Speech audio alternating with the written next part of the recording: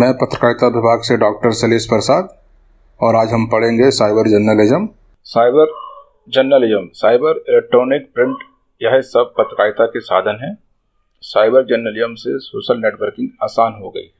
Web journalism, internet blogging etcetera, ये सब cyber journalism के तहत आते हैं। सिंस 1993 से कंप्यूटर ने अपने नेटवर्क की शक्ति के साथ विश्व को अपने पहुंच के दायरे में ले लिया। कंप्यूटर आने से महत्वपूर्ण समाचार, मनोरंजनों से जनमाध्यम भरे पड़े हैं। जो सूचना सुपर हाईवे, जिसे इंफॉर्मेशन सुपर हाईवे भी कहते हैं, के द्वारा प्राप्त हो रहे हैं। और ये न केवल व्यक्तियों के बल्कि राष्ट्रों के भाग्य का निर्धारण कर रहे हैं। विश्व समाज दो तरह की नागरिकता में बढ़ गया है, पहला सिटीजन, दूसरा नेटिजन। कंप्यूटर की संख्या, इंटरनेट, मोबाइल की संख्या जो भी थोड़े से अति समर्थ वर्ग के हाथ में था, वह बहुसंख्यक बहुजनों के हाथ में आ गया। और राजनीतिक बहस, जनहित और संस्कृति के विषयों पर होने वाली बहस का मुख्य यह सूचना इंफॉर्मेशन सुपर हाईवे को परिभाषित करने और समय प्रयुक्त होने वाली तकनीक के लिए अनेक नाम अलंकार दिए गए, जिसमें cyber space, the net online और द वेब कुछ नाम हैं जो अत्यधिक प्रयोग में हैं और यह नेटवर्क के अलग अलग कामों को बताते हैं। इनका अर्थ, भूमिका और प्रभाव अलग अलग है। नाम चाहे जो भी दें, यह स्पष्ट है कि कंप्यूटर नेटवर्क एक नए सामाजिक संरचना को जन्म दे रहा है, जिसमें ज़्यादा से ज़्यादा लोग एक दूसरे से जुड़ रहे हैं, विशेष रूप से जिनकी समस्याएं, रुचि, काम एक जैसे हों। इस कंप्यूटर नेटवर्किंग की विशेषता यह है कि यह मशीनों से बात नहीं करता, बल्कि यह लोगों से लोगों को जोड़ने का काम करता है। साइबर स्पेस में जो आपस में जन संपर्क का जो अर्थशास्त्र, समाजशास्त्र है, वह फेस टू फेस से अलग है। इस सुविधा में दूर दराज के लोगों को भी घर घर से जोड़ दिया। जैसे आप किसी एक शहर में हैं और आपका मित्र या परिवार दूसरे शहर में है, तो आप सभी जानते हैं आज नेटवर्किंग इतनी मजबूत हो गई है कि आप घर बैठे फेस टू फेस बात कर सकते हैं। तो यही है कि इस सुविधा में दूर दराज के लोगों को भी घर घर से जोड़ दिया। आपसी संपर्कों का यह माध्यम, जैसे ईमेल, चैट, कॉन्फ्रेंसिंग, इंटरनेट, ने लोगों को हजार अलग अलग समूह में अपनी सामान्य समस्या, मनोरंजन को समान सरोकार से जोड़ दिया है। न केवल समान बल्कि जटिल से जटिल शोध कार्यों, प्रोजेक्ट पर भी आपसी विचार संभव हो गया है। जैसे आप जानते हैं कि वर्तमान में कोरोना वायरस के कारण पूरा देश लॉकडाउन, जिस कारण छोटी छोटी से लेके कंपनियों से लेके बड़ी बड़ी कंपनियां तक घर बैठे वर्क फ्रॉम होम के माध्यम से काम करा रही हैं। तो इसमें सबसे उपयोगी क्या है? Internet, social media. इन सब की सहायता से आज घर बैठे कंपनियों के काम हो पा रहे हैं और बड़े बड़े प्रोजेक्ट भी इस माध्यम से घर बैठे हो रहे हैं इस लॉकडाउन के समय। तो साइबर जर्नलिज्म में ये सब पत्रकारिता के साधन है, संभव हो गया है।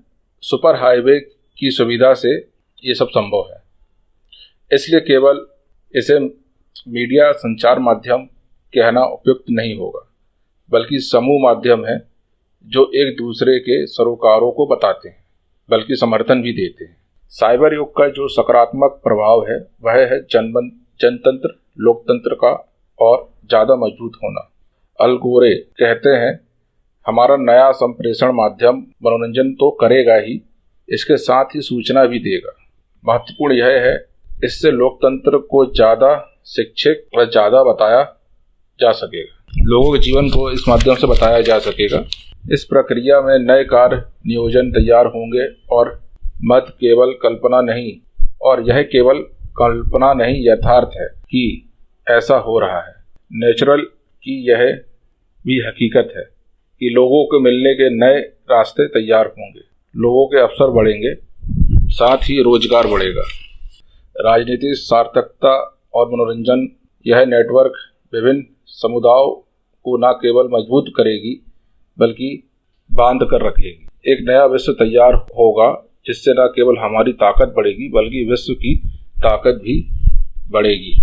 इधर साइबर जर्नलिज्म के आलोचक नेट को सामाजिक व्यवस्था के लिए एक खतरा मानते थे, जबकि इसके समर्थक सामाजिक मुद्रा व निरपेक्ष का अवसर मानते थे। थियोडोरे रॉकचैक के अनुसार सूचना तकनीक में एक स्वाभाविक सामर्थ्य है जिसके द्वारा राजनीतिक शक्ति नियमित की जा सके और सामाजिक व्यवस्था के नए आयाम खोले जा सकें। यद्यपि यह आलोचक भी इस बात को मानते हैं कि कॉर्पोरेट वर्क न केवल व्यक्तिगत शक्ति को बढ़ाते हैं बल्कि इसके द्वारा वर्तमान शक्ति के केंद्रों में एक असंतुलित बाढ़ आ सकती है।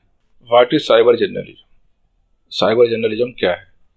प्रत्येक ऑनलाइन संप्रेषण व्यवस्था जो विचारों के आदान प्रदान के लिए बनाई गई हो, यह सब साइबर जर्नलिज्म या साइबर स्पेस साइबर कम्युनिकेशन है। ईमेल, यूजनेट, बीबीएस यानी बुलेटिन बोर्ड सिस्टम, या जिसे आप कॉन्फ्रेंसिंग नेट कहते हैं। Moods, MUDS, multiple user domain, text chat, www, world wide website, graphical word, all online journals, ये सब साइबर कम्युनिकेशन के अंतर्गत आते हैं। ईमेल इंटरनेट का सबसे पुराना और सबसे लोकप्रिय तरीका है विचारों के आदान प्रदान का। ईमेल एक व्यक्ति से दूसरे व्यक्ति तक सीधे संदेश भेजने की सुविधा प्रदान करता है। यह एक व्यक्ति से लेकर एक समूह तक सूचना पहुंचाने का सबसे तेज और सस्ता साधन है। किसी भी विषय को लेकर कोई भी समूह आपस में विचार विमर्श कर सकते हैं। 1997 से लेकर अभी तक करोड़ों ईमेल प्रयोग करने वाले लोगों की संख्या है।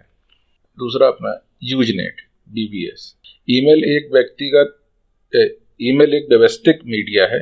यहाँ पर विचार विमर्श योजनाबद्ध होता है, लेकिन इसके उत्तर